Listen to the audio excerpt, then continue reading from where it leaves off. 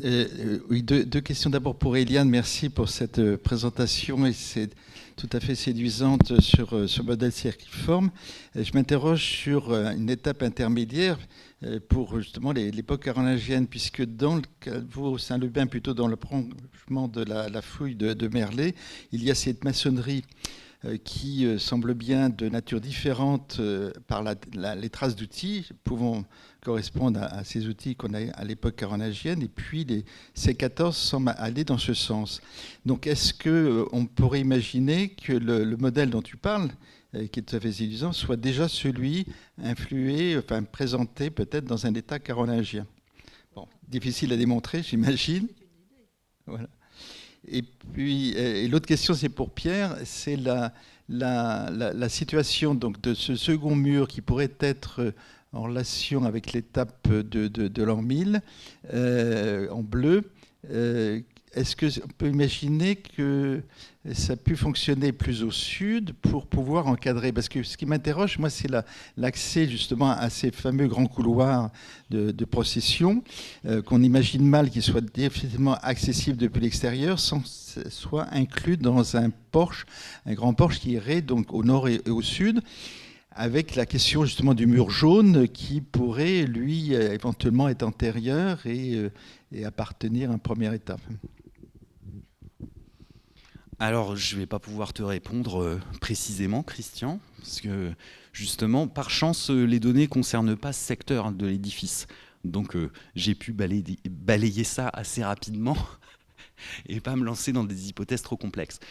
Par rapport à ce que montrait Mathias tout à l'heure, ce qui me semble particulièrement significatif, hein, si je reprends simplement ces trois maçonneries hein, pour les positionner, c'est de voir que éventuellement, si la chronologie relative que je propose est juste, ce qui est loin d'être avéré, mais on pourrait avoir une augmentation progressive en fait de la longueur du monument vers l'ouest, mais que finalement son cœur donc avec cette maçonnerie en jaune, correspond en fait à une trame antique, ou tardo-antique, on va dire. Et donc, peut-être même d'élévation conservée de cette époque-là, donc d'avoir une cathédrale qui soit éventuellement installée au sein d'un bâtiment plus ancien, qui soit conservé en élévation.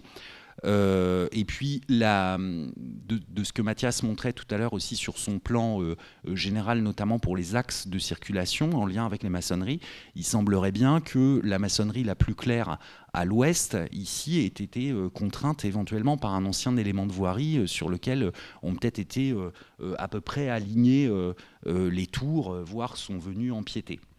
Bon, c'est les réflexions qui me sont venues en l'écoutant. En revanche, après, pour la question de la desserte des cryptes, si on peut considérer que ce mur ici en jaune se poursuit plus au sud de la cathédrale, tel qu'il a été repéré par les collègues chartrains il y a peu, se pose la question de savoir justement comment est-ce qu'on pouvait éventuellement accéder au couloir sud de la crypte. La question est de savoir aussi quelle est l'homogénéité en fait de cet espace et de ces espaces. Pour ma part, le caractère vraiment atypique du plan et surtout les dimensions supramonumentales de l'ensemble, avec ses longs couloirs et leur largeur, leur correspondance quand même extrêmement troublante avec tout le vaisseau, tout le haut vaisseau du XIIIe siècle qui se trouve au-dessus.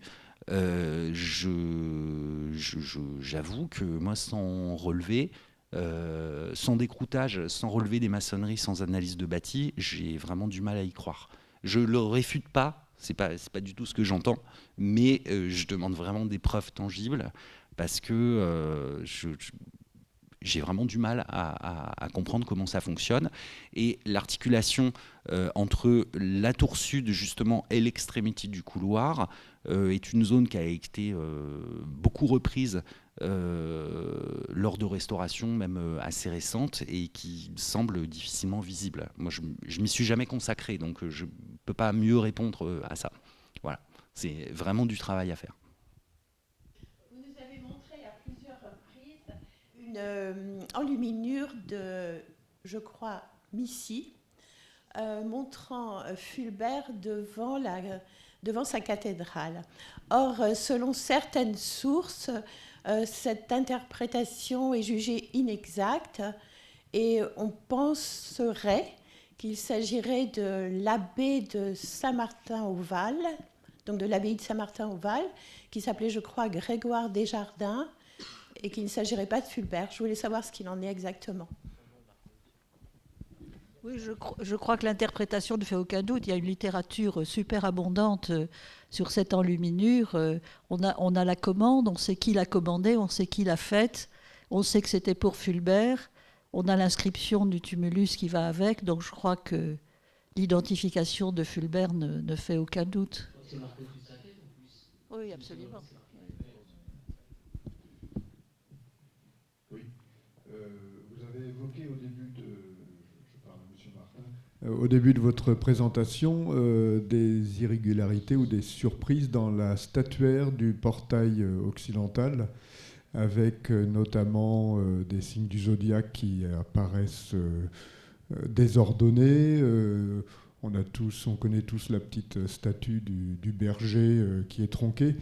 Du coup, à la lumière de tout ce que vous avez expliqué, est-ce que vous avez une explication, je dirais, aujourd'hui valable sur ces observations ? Alors merci pour votre question. J'ai pas travaillé directement sur ces questions-là, donc je m'aventurerai pas à vous répondre. Je pense que Philippe pourra le faire mieux, mais je pense que si on part de l'idée que le portail a été sculpté avant d'être posé, ce qui me semble plus que probable, il peut y avoir eu tout simplement des erreurs qui ont été faites et qui ont entraîné une reprise partielle sans qu'il faille penser que le portail s'est promené à plusieurs endroits de l'édifice. Là, de ce point de vue-là, je vais laisser Philippe répondre beaucoup mieux que moi, mais les propositions, les hypothèses qui ont été faites par le FEF Montalis, ça ne tient absolument pas debout. C'est très souvent que les portails, il y a des ajustements. En réalité, ce n'est pas du tout une exception, c'est un ajustement au cours de montage. Tout montre l'homogénéité. Et pour ce qui est du zodiaque, je pense que je ne suis pas sûr, mais qu'Emma Claverie peut-être en parlera dans sa conférence cet après-midi. Il est tout à fait bien en place en réalité. Voilà, il n'y a aucun désordre, mais il faut comprendre un petit peu ces sources de zodiaque. Voilà. Quel est le type de zodiaque qu'on emploie.